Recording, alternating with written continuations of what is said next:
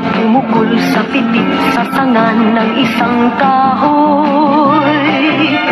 At nahagip ng bato ang tapat ng munting ibon.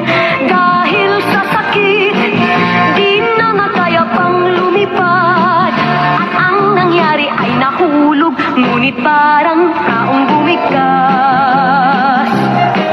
Mamang kay Lupit, ang puso mo'y di na nahabag. Pag pumanaw ang buhay ko, may isang pipit na iiyak.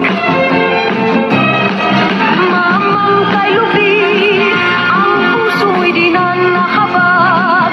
Pag pumanaw ang buhay ko, may isang pipit na iiyak.